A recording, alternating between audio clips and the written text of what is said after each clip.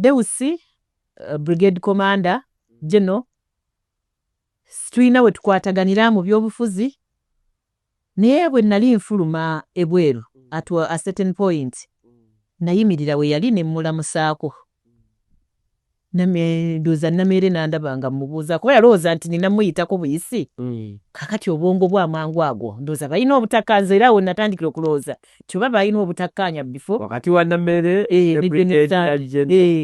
kakati wafulumya statement eyo after akunnangirira nanga nti oyo akuwadde byoya byanswa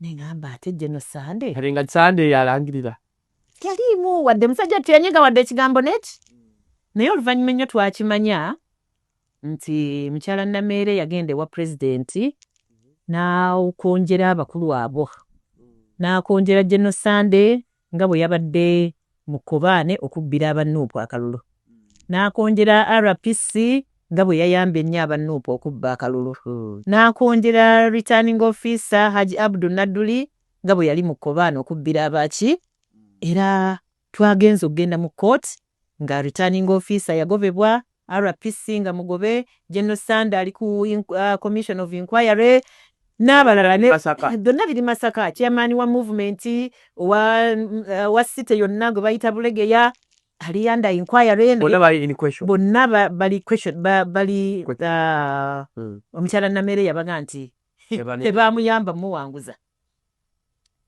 bayamba wannu so all the powers in Masaka ezitakulagana Namere bazigobuli under inquiry batatago bali mubebuza chairman Bulegeya ayinza okubanga takyakola nga chairman waliwo gwe bamutadde kajirenga Namere is that powerful ntitufiiridwa abaserukale bakulu babiri ba generals naye waliwo abannayuganda abasanyuse nti abaserukale bafudde naye bagamba ezo simpisa z'abannayuganda simpisa nungi okusanyuka nti omuntu afudde kubanga ffenna tujja kufa naye abo abeesiima nti omuserukale afudde abo just abo basitaani anga simpisa z'abannayuganda nti omuntu bw'aba afudde nti osanyuka nedda ekyo tukivumirira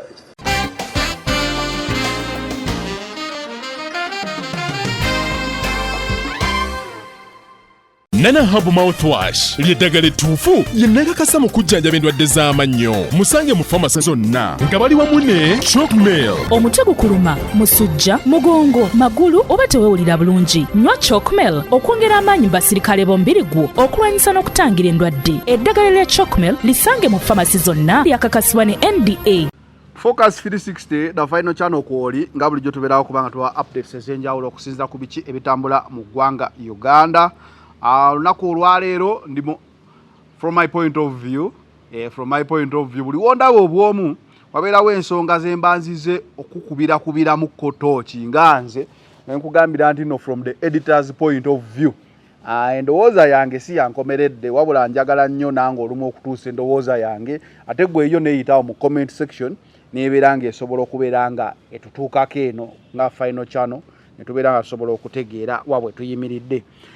Olunaku olwaleero amawulire malungi si malungi malungi si malungi okusinziira ku sayidi kwoyimiridde naye nga tusobola okugamba nti nno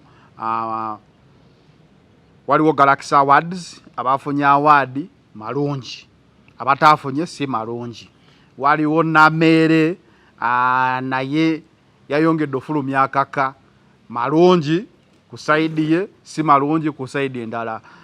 General waliwo general yafudde abamu bagalabanga amalungi abamu ne balabanga amabi ekituusiza ne minisita Balyomosi okujja n'agamba eyo si nkola yaffe ey'ekifirika tugenda kutunulawo tulabe abantu ki ekibatuusiza ku mbeera ezo budde tubeera n'abantu nga bano ab'amaanyi we bafa ennaku zino olabira ddala nga social media ebeera ne mixed feeling naye ngedda ng'Abafirika twandibadde tufuna mixed feeling n'emu yandibadde nti gannaku ate era ne tubeerako n'abagenzi wa pulezidenti bazze bali mu kwewozaako kati kwerwanako waliwo omusajja omugezi Ssemujju Ibrahim Nganda yagamba mu politics kasita otandika okunnyonnyola ensonga kuje wakoze nokola action notandiko je nnyonnyolerako omanyirangawo ebantuufu one of his talk shows nakifuna munagamba mu politics ensobi esinga okuba mu politics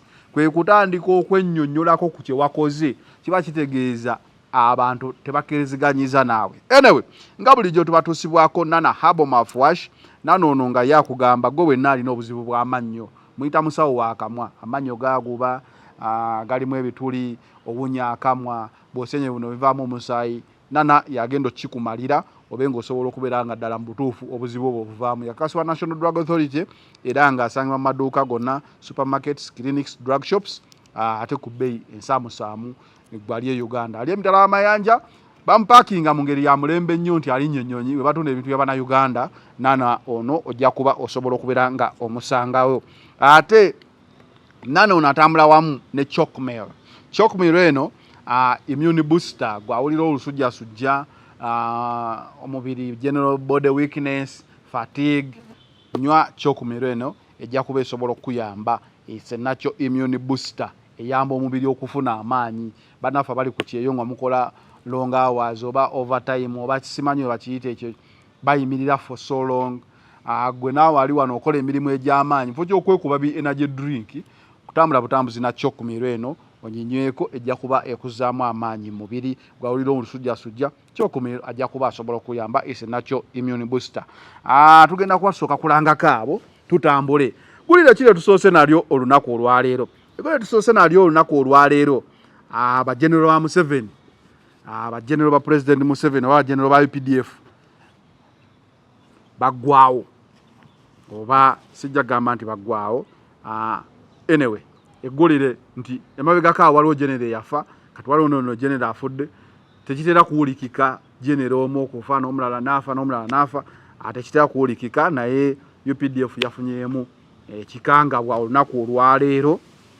Omukulu general nno nga w'amaanyi General Sunday akulira mu ku barracks abadde akulira emu ku barracks ezo e Masaka oba yeekasijjigirwa. Farouk Ali ajja kuba atunnyonnyola bwe tunaatuukira mu between lines. Musajja w'amaanyi nnyo e Masaka eyo abadde asalawo kinene nnyo ku politics w'e Masaka. Politics w'e Masaka waatuuse kati baafuna nammere baamala. Lwaki gamba wentyo nti politics w'e Masaka akalulu mu ggwanga lyonna nga kaligabikanga akawedde oba kakkanyiza ku pressure akannammere ko tekannaba. Lwaki? Nammere baasooka ne batamuwalangirira ne balangirira Nalubowa omukyalo oyo w'e Masaka.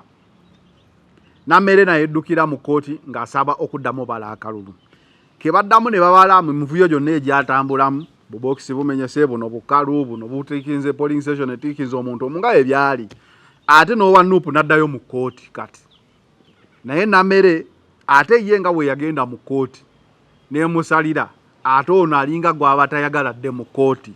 So embeera eyo ereese tension e Masaka nga abamu bagamba Nammere tekisobola kubanga wabali bwakalulu n'owangula bagamba eyawangula ate nga yasinga okuleekaana eyawangula nga yasinga okuba n'obusungu. Waliwo ebintu ebimu nga tebyetaaga nnyo kunnyonnyola. Woba owangudde ekintu Omuganda alina olugero lwagamba woomega tokola ki toluma. Kati bw'oba owangudde abantu bakusuubira okubeera ng'oli musanyufu naye Nammere okuva lwe yawangula ate kati mukaawu nnyo oba okitegeera akalulu konna konna like tulaba muntu atutte budde ku enjoyinga victory ye. Ekiyinza okuleeta question marks ennyingi nti omuntu ng'owangudde lwaki oba okaalukana nnyo okukakasa abantu nti gwe wawangula kuba olredde obuwanguzi buba ku saidiyo. So mu mbeera eyo Nammere azaawanda muliro katutandikira awo kuba ensonga ya Nammere eno etambulirira ddala paka ku general ono eyafudde. Kubanga wonooba owulira akatambi kano ojja kulaba nti general akalulu kano nga kawedde kaamuleetera ebizibu ne bamuteeka ndowooza mu kakiiko ak'okwebuulirizaako. Ekisoboka okubanga mu mbeera eyo bano basajja bakulu oluusi bayinza okuba tebeetaaga nnyo pressure nga pressure yeyinza okuba nga yaviiriddeko general okuyitaayitawo speed amangu ennyo. Ngamba eyinza okuba ze zimu ku nsonga ezamuviiriddewo okuyitawo amangu ennyo. Kankuba akatambi kano ndowooza tulyoke tutandike bulungi. Katambi kano kaakano. Amala n'addamu n'aga nti bwe Nalubowa General Sande akuwadde byoya byanswa. General Sande yakulira amagye Deus Kasajjagiro kubanga yalimu yali mu Tale Center the whole night. Kati nze nakuzibwa ndowooza mpa abantu respect gye basaanidde. Deus brigade commander General tulina we tukwataganira mu by'obufuzi naye bwe nali nfuluma ebweru at a certain point nayimirira we yali ne mmulamusaako ndoza Namere ndabanga mubuuza ko yalowooza nti ninamuyitako buyisi. Kakati obwongo bw'amangu agwo ndowooza balina obutakkanza era we natandikira okulowooza kyoba balina obutakkaanya bifo wakati wa Namere kakati bw'afulumya statement eyo after akunnangirira nanga nti oyo akuwadde byoya byanswa.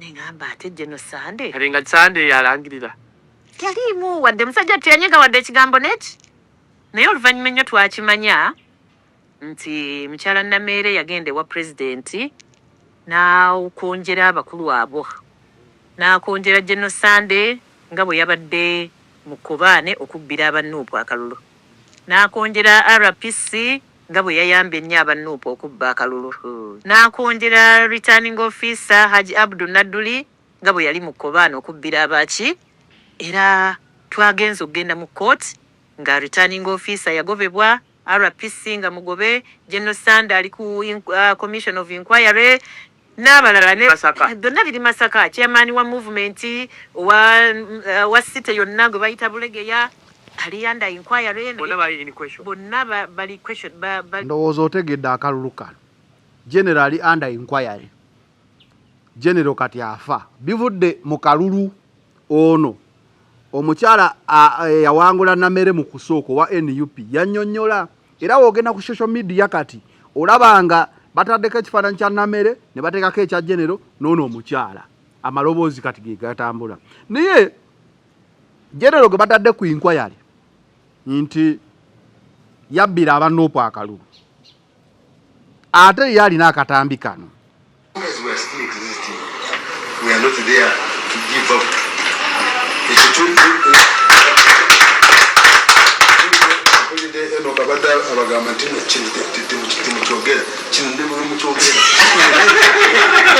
We are not ready to give out to people, I mean, ideologically bankrupt people to get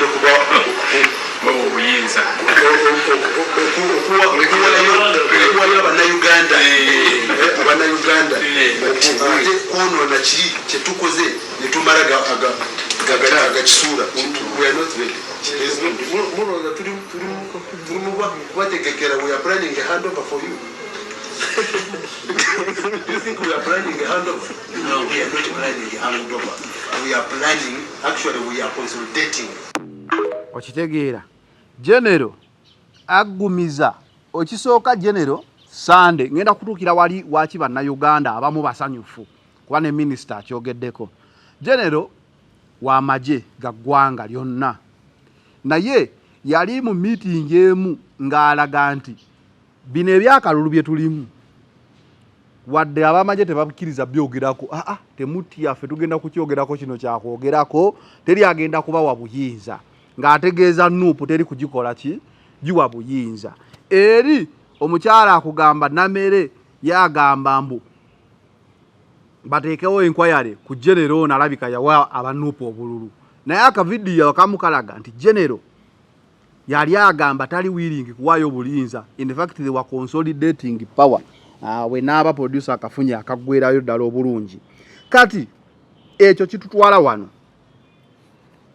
tufiiriddwa abaserukale bakulu babiri ba generals naye waliwo abannayuganda abasanyuse nti abaserukale bafudde naye bagamba ezo si mpisa z'abannayuganda si mpisa nungi okusanyuka nti omuntu afudde kubanga ffenna tujja kufa kufa naye abo abeesiima nti Musero Kalafude abo jasa obastani anga si mpisa z'abannayuganda nti omuntu bw'aba afude nti osanyuka neta ekyo tukivumirira empisa n'enkola y'amagye n'ab'ebyokwerinda ate amagye gaffe gamu amagye ge twesiimisa mu kontinenti ya Africa kubanga emabega twabeera n'emagye wano mu Uganda ng'abantu bagatya omuntu ng'alaba Musero Kale aduuka nayekweka naye olwaleero Abasero Kale baffe balinga basaserdoti kubanga tubeera nabo babeera naffe olaba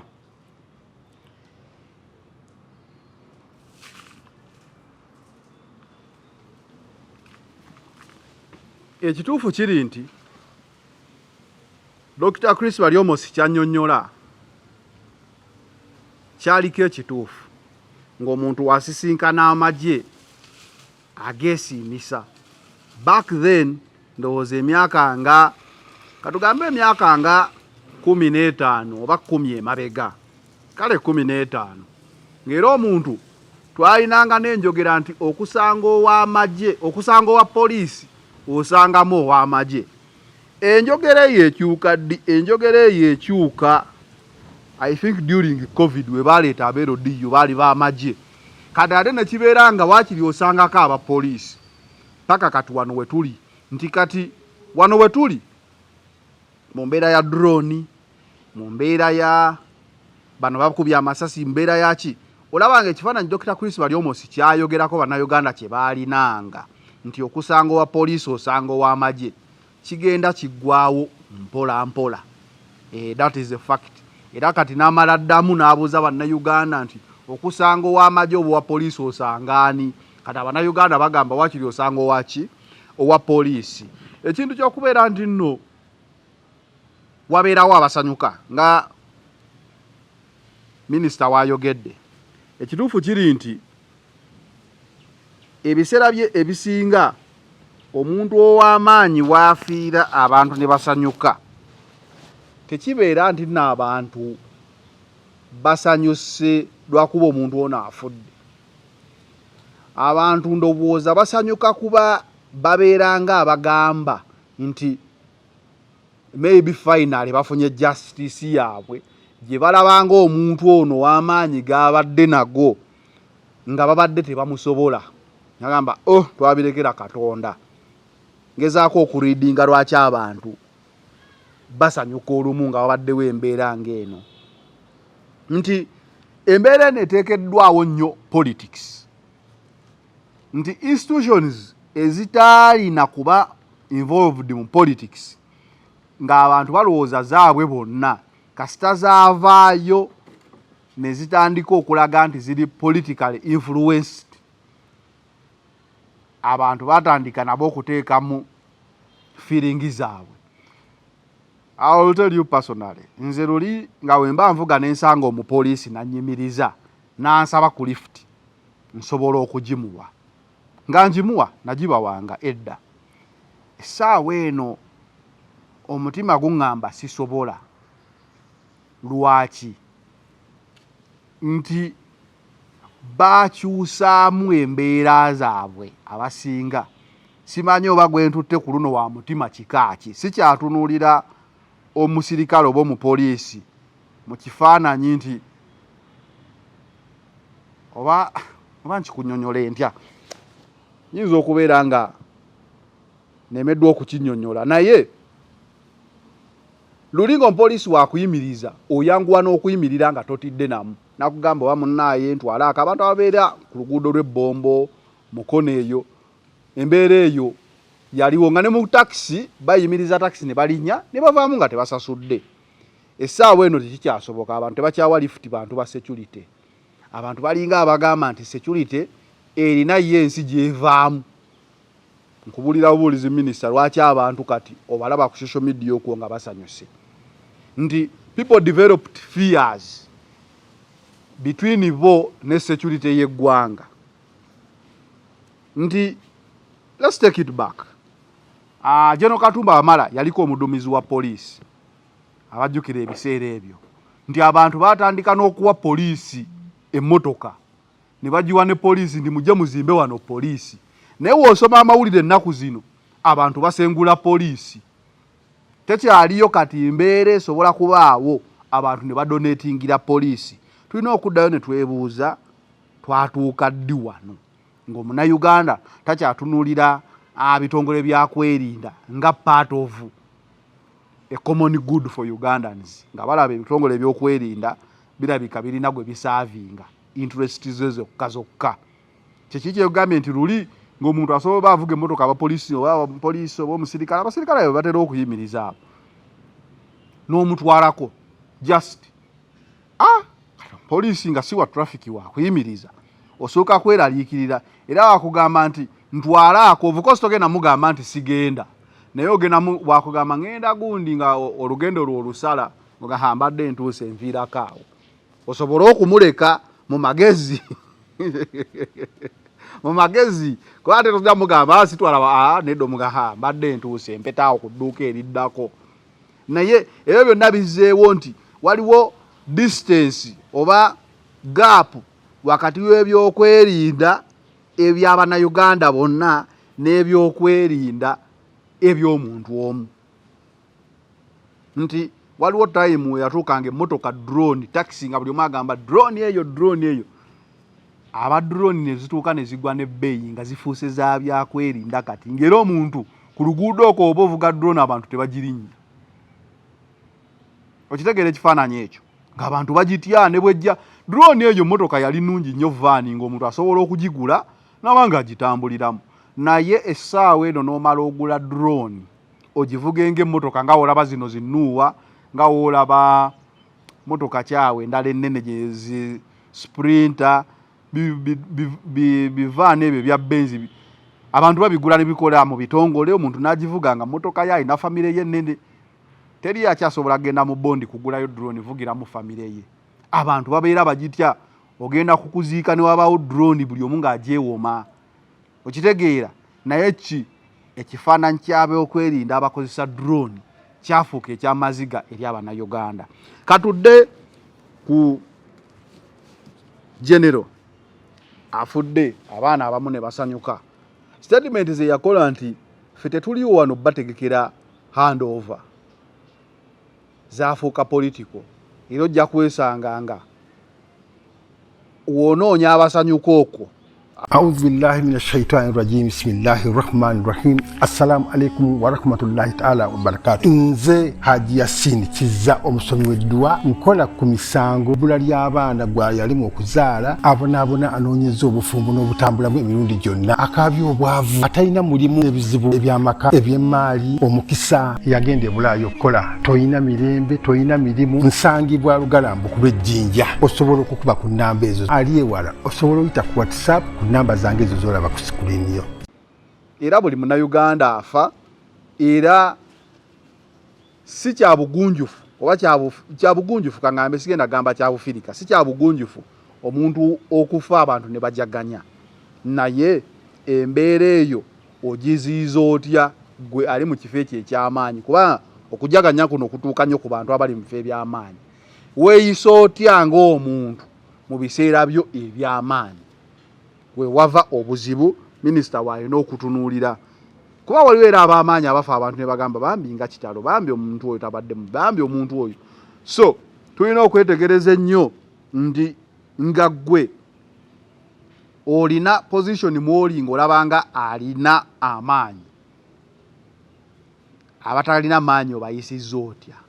Njabba weekizampu Green Daddy emabegakaawo yakafiirwa omwana we naye Green Daddy alamu yonna gye yakoze ni mu ddwaliro temuli basawo temuli biki bwandisuubidde nti abantu bandivuddeyo ne bamulwanirira ne bagamba mu butuufu ng'era omuntu omulala wayinza otutuukaawo n'agamba omuntu oyo afudde bulagajjavu biki abantu ne bavaayo naye because byayingira mu politics abantu abasinga bamugambye ku mutimbagano kuno nti ebyo byokaaba tubadde mu kiseera kya kalulu gwe n'otulaga nti you are protecting a gain. So yeyo gain gy'osoose okufuna mu kisanja kye. Okitegeera abantu we batyo bavaayo. Abantu nga ffe abali civilized tumanya omuntu oli teyabadde na musango, omwana wa innocent, omukyala ayinza oba teyabiriimu, tusirika busirisi tugamba waayi sigenda kubanga oba atya kansirike, but osirika bwoti n'olaba n'ogamba ku lw'obugunjufu kansirike, naye ne bali abajaganya sijja basalira musango kujaganya, balabika balina obulumi bwabwe bwali ne babeera nga that is the only way gye bayinza okubeera nga ba-expressingamu. So naye twandisabye nti ffenna ku njuyi zombi ez'obuntu tubeeremwako obuntu, then naawe ng'okola emirimu gyo mu ofiisi mw'oli oba mu kibiina ky'owagira oba mu ki, era beeramwako obuntu naawe. Waliwo wootuuka nga mu butuufu you don't have to say anything ng'olina kusirika busirisi. So Minisita Chris Walyomosi ndowoozaawo we waavudde obuzibu. Mbadde nkyakugamba nti tuli Masaka, Brigadier General ayitiddemu Masaka, Namera alina byagamba. Temugenda kutiisatiisa wano balamuzi, tusijja kukkiriza kutuula wano mu Masaka City otiisatiisa abalamuzi, nja kuseewa mmwe ekyotera.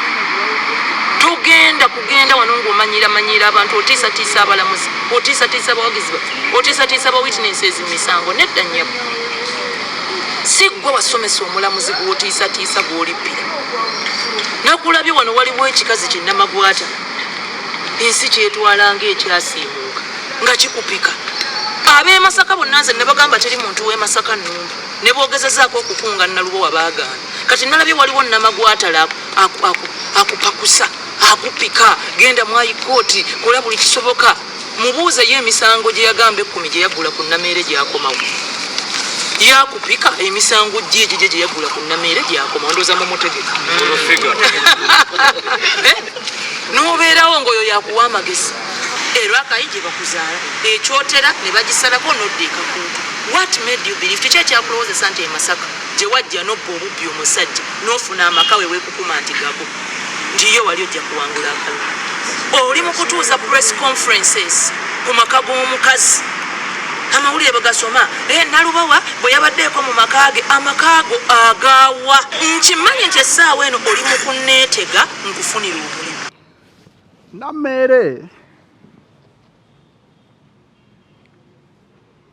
Nameere abanki nnyonnyole ntya abamu bamuyise Iron Lady oba Iron Lady, but I think waliwo stage wootuuka nga otuuse mu leadership bw'olina okubeera nga weeyisaamu. Ennyomba Nameere gy'ayombamu oba karakita ye si ya bukulembeze, si ddala ya mukulembeze yawangudde, like she's too personal. Abiringa omuntu agamba nti oba balwanira musajja oba balwanira kino kifo kya bukulembeze, oli MP elect, naye obusungu bwakozesa n'engeri gya atakingamu abantu. It is not Masaka like, oba it is not leadership like. Si kifaananyi kirungi kya bukulembeze. Ennyomba ya ku TikTok live, kuba atera okuba ku TikTok, ennyomba ya ku mizigomu, ennyomba eyo si ya bukulembeze. But that is a cut nti ye bw'atyo bw'ali. Simanyi oba ne ku parliament agenda kuba bw'atyo, because olumu waliwo karakita olumu weebe nnungi, waliwo weebaaga ekisussa. Ku floor of parliament tulinze tulabe karakita ye. Nze okusinziira byonna bwe mbiraba, wadde oli omukyala yagenze mu kooti, I feel there is a power behind Nameere, like amaanyi g'ayogeza si gage yekka, ekikulaga nti ne mu parliament ajja kutuuka. then tulinde butya bwagenda okwogera mu parliament kuba wawulidde akatambi kali ne bakyusa ono ne bakyusa ono ne bakyusa ono ne bakyusa ono akalulu kano kakulaze ebiseera bingi nti wabeerawo omuntu gwe baba baagala mu kifo ajje oba atya oba ensi yonna emulonze oba temulonze ajje twakirabako lumu ekayunga nga Nakwedde awangudde akalulu balinawo kali ka C5 something like that ne balewangirira omuntu oyo simanyi oba akyali katero C5 naye oba yali Mutebi oba yali ani naye ng'olaba bamutaddewo oba mwagala oba temwagala. That is the same picture gyendaba mu Namere's scenario nti whether you like or not ajja kujja mu parliament. Kati engeri gye batwalako ekyankwanzi ndowooza bayiga leadership skills naki maybe wanatukira mu parliament nga atoninzeemu down nga afuuse mo formal manyi waliwo engeri gye weeyisaamu engeri eri formal n'engeri eri informal. This display is so informal for leadership skills. Ku TV lwaki njogera wenti osaagala mubeerawo abawagizi ba Namere mu nnombe oba naye kennyini annombe. Ku TV mwalabye Job Barometer kungu teyakoze naye era approach eno ye yamuviiriddeko obuzibu we baali ne gundi ne mulya nnyama gwe olira sirimu gwe oyagala akaana akato gwenze sijja kukkiriza kamanyiira ako like ne UCC nerabanga broadcasting standards eza mainstream media bazi crossinga kyekyateeseza kungu ebbali for some time off air ngali suspended kukola eyo show because yalema okaringa show bulungi. So ngezaako kulaga nti approach ya Namere waliwo abagala approach eyo ne bagamba ono ye tanyigirwa mutooke teerya ntama eyo approach gyeri naye ku leadership level kwagenze eyinza okuba teyeetagisa nkulaze ne wali ku mainstream TV approach eyo yatuuse okususpending omuntu shezimu ebbaluwa weeri. So tulabanga nena approach akyagikalinga maaso mu musango guno tetumanyi weneetuka ku full of parliament oba eneebeetya but conduct eyo si nnungi. Conduct eno bweti yereetera abantu abamu okujaganya ng'omuntu afunye ebizibu bajjayo obutambi bwo ne babukubawo ne baseka ne bagamba ono yali asobola Katonda yekka. So kyeki kyenkugambye ndi Dr. Chris Baryomosinga agamba si nkola y'Abafirika kujaganya ng'omuntu afunye ebizibu naye ebizibu bino omuntu wabifuna abantu ne bajaganya most times it is their own making. Mu njogera tuli disadvantaged nti ennaku zino bw'obanga oyogera ku social media it is a permanent record. Tolina kigenda kastonyiga publish ne kigenda kebere bubeezi live abantu bakola screen recording tosobola kukikolinga back and it will always be used against you mu mbeera oli gyasuubira nti nno omunyigiriza n'akutukwasa Katonda. So Namere approach ye ey'obutambi buno tekikwewunyisa wabanga afunye ebizibu ne babumugirayo ne babukuba. Gwe genda ku buli muntu gwe bakubidde obutambi buno ng'afunye ebizibu ebyenjawulo obwenjawulo yenna bimaliriza byava ku ye. Pastor wamulaba wano ng'afunye ebizibu pastor omu byozooyogera before bye bidefininga kusaasira kikwogenda ofuna mu social media. Jukira social media eyo naye yafuuka society yaayo yokka. People ate ekizibu ekiriwo ku social media eyo nti yo eriko balamuzi eriko balamuzi bagusalirawo tebali ngeno mu society gye tubeera nti owaayo muno oba tokalagana naye banaakulaba batya naye abantu kasita baafuna yeboogerera ng'oli akwata essimu ye ne yeetunuzaamu n'awa opinion ye mu kisenge kye mu muti mu mmotoka ye mu fumbiro. It is another society that you have to be very careful to trend with. Ogirinnyako mpola mpola okitegeera. So awe tuli naye ng'akalulu k'e Masaka Namere agamba bajja kumuliyirira obukadde 4 okitegeera mu musango guno. Anyway, ago ge mawulire ag'ekitalo agaaliwo. Kankuba akatambi kano tumalirize. Ekigambo kye kya siriimu, ekigambo kye yayogera mu nsi ezaakulaakulana. Ennyinde yange y'Abaganda, ndi musajja mukulu, si kyagambo era bw'ongamba obukulu oba onvumye kye oba tonvumye. Mu bantu nabyabufuzi kati abasajja abakulu abasukka emyaka 5 yenze, ndi musajja Muganda y'ennyindo yange. Era n'abaana bange abawala yafumbirwa, siri mwana muto, tewaliyo kye yanvuma.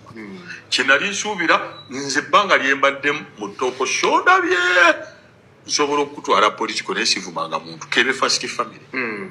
Leetayo gundi nga nvuma first family. Newe mba njogera ku Mwami Museveni, muyita Jeno Museveni, Jeno Sale, Jeno Muhoozi, Jajja Mukyala, nengenda politikale sivuma muntu. Kino ekyokugamba nti gundi alina siriimu oba ovumye bantu, kubanga obulamu bwange mbumanyi. Onewunya bwewunya omusajja yakuba Segiko nenkuba Chicago nga nkyaliwo. Tropical 110 nalaba kuba Madiru nga okyasobola okunkebera siina wadde munnyo. Ekya siriimu kyagenda ku bantu bameka. Era singa mu kizimbe ekitwali tugamba nti tukebera abasiriimu olowooza abantu bameka abayitawo? Batono. Masaka waliwo ennyumba etaliimu siriimu. So nze kati ng'omusajja omukulu si kivumu. Era nze kasinga obuuza abasajja abakulu mu byobufuzi abaliwo mu ggwanga. Ndi musajja. Ndowooza olabye topiki ya siriimu akiikirira Masaka, ate nga kigambibwa siriimu okusooka okumumanya yava sayidi zeeyo Tanzania, Raka, ibiki bisira by'entala awo ne bagamba e Masaka waliyo eddogo erikulyako n'enviiri basooka naliyita ddogo. Era nga wookebera ebiseera ebyo disitulikiti baali banazisala nnyo. Nga bwokebera bannamasaka omuntu nga ddala munnamasaka mutuufu kizibu okubeera nti waliwo ekijja ekitaliiko wa siriimu oba okutali mulekwa nga kivudde ku siriimu. So Namere ekintu kyeyogedde ye nga ogyeko ne Masaka, the whole of Uganda katugambe kizibu nnyo okugenda ku bijja by'abantu n'ogamba kuno tekuliiko victim, babayita aba victim abali affected oba infected in one way or another by siriimu. So enjogera eyo okitegeera ogenda kuba mubaka w'abantu abalina ebirwadde ebyenjawulo, bali basukaali, bali mulya nnyama agambye ne bamukebera taliimu wadde omunnyo. Okitegeera abantu balina ebirwadde byabwe ate nabo tebabiyita. So bwe mutuuka okuyomba oba mutuuka okuwanyisiganya ebigambo, then as a leader you strip so low okutuuka okuvuma omuntu obulwadde obutaliiko kapande nti ogenda kubulaba wali obwewome. Siriimu lulinga luguudo, lwe lukutwala mu ddwaliro lwe lukutta. Ne bw'ofunira accident ku luguudo tebagamba katumuyise mu bibira. Oba okitegeera siriimu obanga ojjamu engoye nga togenda kunaaba tosobola kumwewala. Katonda akubikako obisi kasubi n'agamba banna omusajja oyo awangadde afudde bibye, oba omukyalo oyo awangadde n'akaddiwa bibye, kiri kyekimuse musujja ki. Naye ng'oli mulevu kati nga bano bannabyabufuzi kizibu nnyo. But anyway, that aside, ndowooza eyo katuveeyo. Nyongera okubajjukiza tubatuusibwako Lugave. Lugave eno ekolera products 2. Lugave Herbal Ulcer Syrup gwe wenna alina afuna heartburn, zi heartburn ng'olina emmere gy'olidde, afuna bloating olubuto ne lukuzimba, ofuna stomach bakiyita ki discomfort ng'olina emmere gy'olidde. Katugambe olina obulwadde bwa ulcers, kozesa Lugave Herbal Ulcer Syrup zijja okuyamba okugoba ebyo byonna obe ng'osobola okuddamu okulya byonna bye bakugaana ate ng'obirya bulungi. So Lugave Herbal Ulcer Syrup gy'oba okozesa eri nakyo nga organic, eri packaged bulungi nnyo. Gwali emutala amayanja osobola okugifuna bwe batuna ebintu by'Abannayuganda. Gwali e Uganda osobola ogisanga mu drug shops, clinics, supermarkets ku bbeeyi ensaamusaamu ate nga eri tested.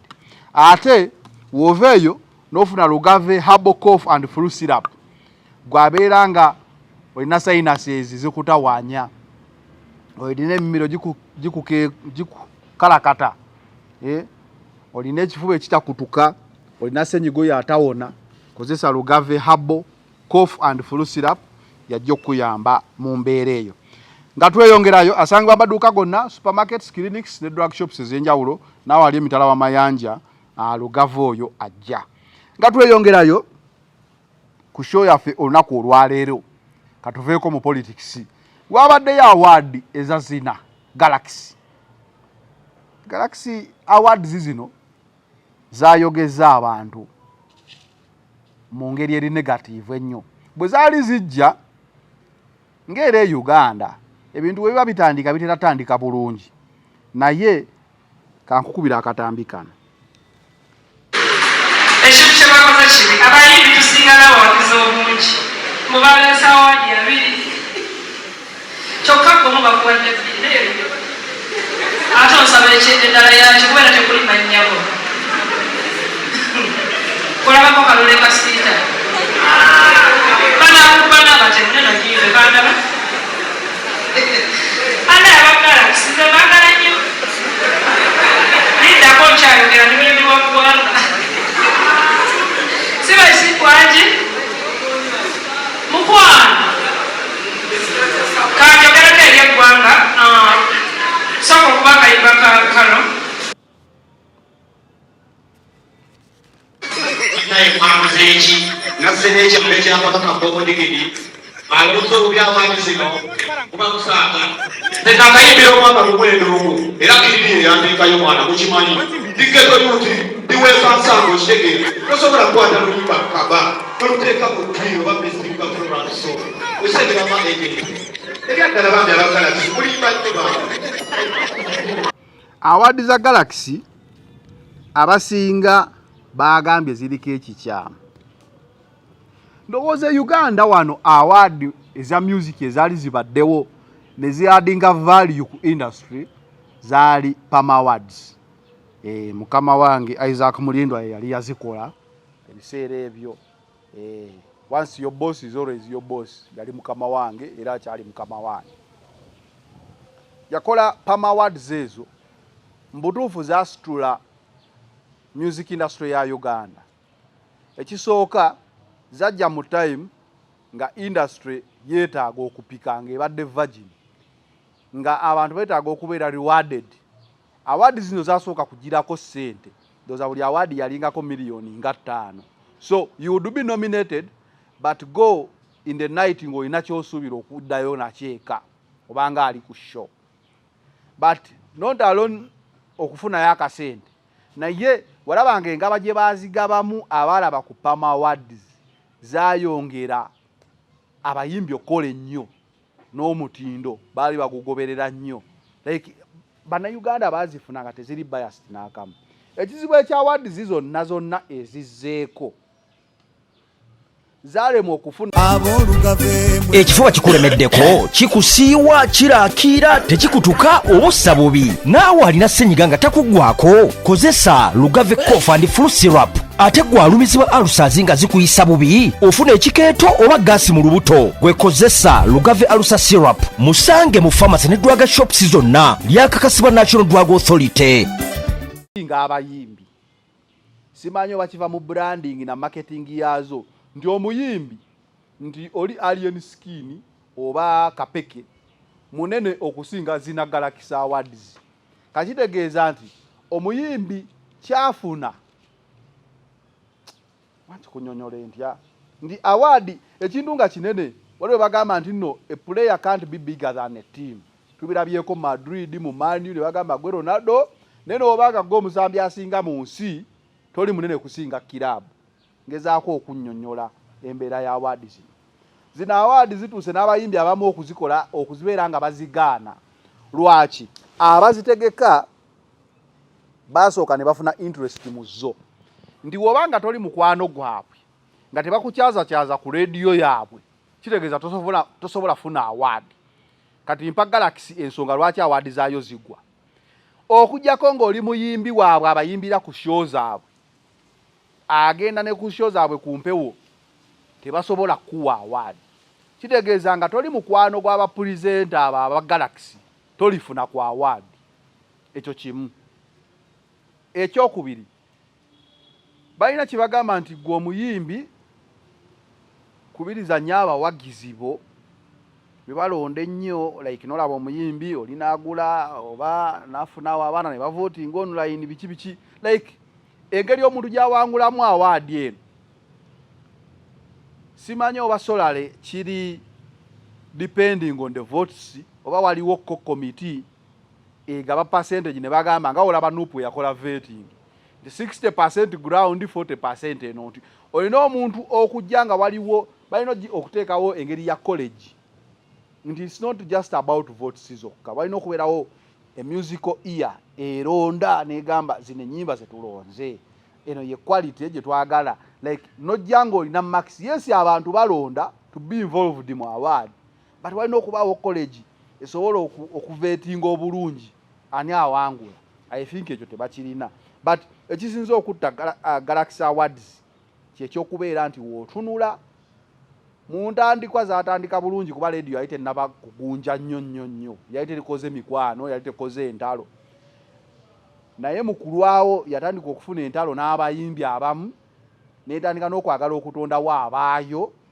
Kati ng'ojja kusanga nga ewa omuntu awaadi 4-5 naye nga muyimbi waayo oba mukwano gwa present oyo, era nga oba olaba shows nga bamukyaza leero tebamukyaza enkya ne bamukyaza luli. So I think that is what killed the awards. Era walabyeko Chumi ng'agamba kyewuunyisa nti abayimbi bangi okusinga n'abawagizi ba award. Byaddala mbadde simanyi nti waliyo ne awards zino this year, like samanya duwe bazitegeka, ntegeddeko nga bazigaba. Kitegeeza advertisement yazo temala, olina kubanga owuliriza Galaxy oba Galaxy Radio oba Galaxy TV ng'ogiraba okumanya nti gye ziri. Tezikyali national ntogenda zisanga ewantu wonna, ate ne baagala okusika ekifaananyi nti za ggwanga lyonna. So maybe za bakozi ba Galaxy nga balonda abantu bebasinza okunyumirwa omwaka guno. Bwekibanga kiba kitewe kiri, then we are very sorry okuziwaako opinion. Bwekibanga kya music industry yonna nga si za abayimbi ba radio Galaxy ne TV, nga za industry yonna, then I think they need to do more advertisement, more branding, ate baziwe enough airplay okubeera nti buli muntu asobola okuzitegeera. Kiringa wotegeka ekivulu nga kya radio kyo n'okiranga ku radio yoyo yokka, tumanya nti ekivulu ekyo kya radio eyo. Abawagizi ba Final Channel niwe banaabeera 6, naye senga nkola ekivulu nga njagala kibe kya Uganda yonna n'enkitegeka nti Cricket Oval nendanga ku Final Channel kokka, the turn up will always be like the Galaxy Awards. Nga abayimbi be naleese okuyimba be bokka abajjudde awo, nga olaba nti Galaxy wesanga ba nomini be bazze bokka. So a lot needs to be done, naye nze ngiyalaba ku Pama Awards nyinza oba ndi walonge go nalabanga tulina okuddayo tubuuze ku basajja abo ababikola, kuba we bali balamu tubabuuze Pama Awards zino mwazikola mutya, erinnya lyokka lye baaziwa. Ekitegeera nti tulina okusooka okuddayo eyo wezibanga awards are to make any sense anymore. Naye mugenda kuwa abantu ebiti n'ebigiraasi bijjule mu buyumba bwabwe bagambe nti balina kye baakola. Yes, balimanyibwako abafamile zaabwe nti baafunayo ekiti kino n'ekiti kino, but value addition ku industry esobola okubanga tejja kubaawo. Oli ku Focus 360 the Final Channel from my point of view. Bwe tutambudde nyongero bajjukiza tubatuusibwako Ajasini Kiza, musomi wa dduwa kwa nebezibu ebyenjawulo, naawe osobola okumukubirako Ajasini ono n'abeera nga asobola okuyamba mu ngeri emu oba endala, kusinza ng'akalango kawudde namba y'essimu gy'olabaawo. Yakugambye nti waliwo n'abeNUP abaagenze nga n'abamemba ba paalamenti abaakayitamu naye teyakuwaddeyo linnya n'erimu. oyagala kugamba nti nno nti ebyo byayogera ge mazima agawedde malayika yagalese oli akugambe gw'omanyi erimu kumanya gayafuutise mu mboozi ze linnya ki Dr. Zedriga Lina Zedriga kyokka gweyafuutiika mu nnyumya ze ali eri bali mu mutulugunyi ali ggulu ali mu kutulugunyizibwa bamubuzaawo ne bamalira naye okumala ebbanga oluvannyuma ne balyoka bamuleeta mu kooti kati ate gw'ogamba nti y'omu ku abo abeetaba mu nkiiko ezigenderera okulaba ng'emirembe gijja eri abantu baffe n'abamu bateebwe gwe tulabawo okuwuddisa waliwo omulimba omu yalimba nnyo abantu n'agamba nti eyo waliyo omukolo wali emmere yalaba bangi abagenda naye n'agamba naye tekibanga kituufu naye n'agenda naye neyeerimbiramu kakati ekyogeza ku baffe yagamba abantu nti eyo ndo waliyo omukolo waliyo emmere ng'abalimba naye naye n'atakkiriza byalimbye nga takkiriza nga kimanya abalimbi naye agenda okula nga bangi beesomba bagera agamba kyandiba ekituufu kakati eyo emboozi zizze ziba ne mukulu Nobert Mao bw'atyo bwe yakola teyagendayo kuteesa ne General Museveni gw'omanyi bye yagamba aba DP kuba nange naliyo yabagamba ki ebimu ku byo mugenda kufuna ebifo wano obwa minisita emirimu abavubuka baffe bafune emirimu zezimu ku mboozi ze yali anyumya naye amazima gaali nti ye yali agenda okufuna mu ndagaano ye yakolebwa so CDP era okukakkana nga yafuuse minisita wa justice so si balala. Okay. Waliwo ekifaananyi ekyafuluma ng'omukulu Nsibambi Sebaggala be bali notables abasinze okunnyonnyola ku mbeera nga bali ku State House. Buli omu ng'annyonnyola bibye tibagenda okusigala President Museveni bakole reconciliation bagendayo lwakubeera baagala ba political prisoners bateebwe baagala like ensonga gye baawa yeeyo. Ekisooka abantu bano bonna tebalinaayo wadde omuwagizi waabwe omu ali mu kkomera kitegeeza they have no moral authority okwogera ku ba political prisoners.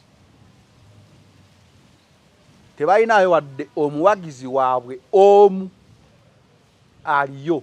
So ba political prisoners betumanyi aba NUP Bolivia Lutaya ba Eddie Mutwe baani abo kitegeera tubamanyi.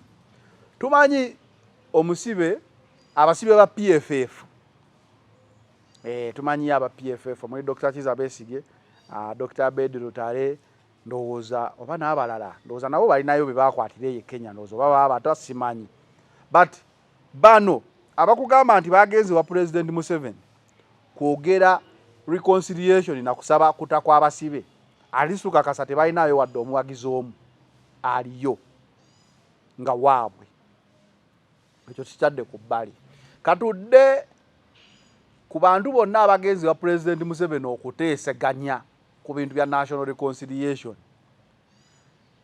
Abantu tebalina trust emala olwa incidents ezibaddewo wano obadde olya council na Lukoola ayogedde n'ayogera ku recent one eya DP eya Mau nti at the end of the day abantu bano abagenda mu State House baba bagenze kuteeseza mbuto zaabwe zokka tewaliiwo muntu yenna eyali agenze n'ateeseza eggwanga. Ate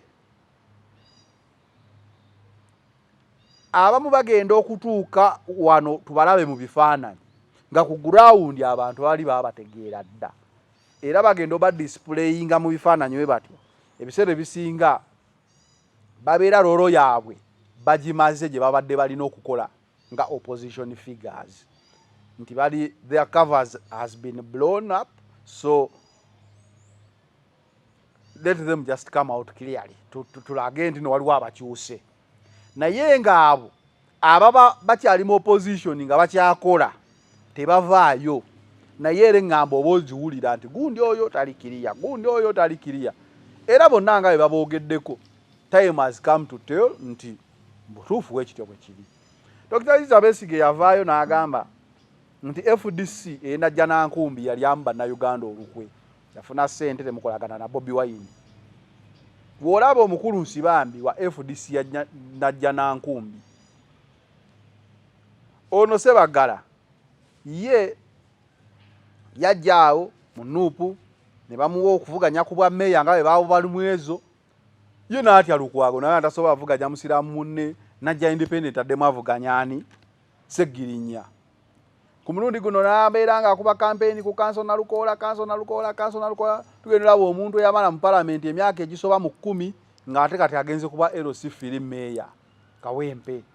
Gamba omuntu ono n'aba atya era ne bamumma kaadi n'eyo. So ebifaananyi bino bigenda okujja. Abaana balina ekigambo kye bagamba nti abo banyampi already babeera babamanya dda. So kana akabonero ko balaga wano mu kifaananyi kabeera kagamba kale mukomeeweeka. Akabonero k'ekifaananyi kano tekali menti ku exposing abo exposinzi bantu bano nti ne bano tubafunye.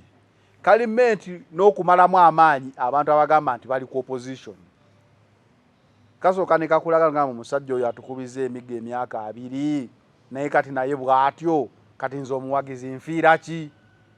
It is a photo to demoralize abantu abeera ku side y'abana abantu gye babadde. Nagamba ne gundi yalya ne gundi kati otandika and to create mistrust mu bantu bano.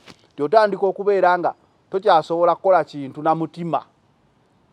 Era golo yaabwe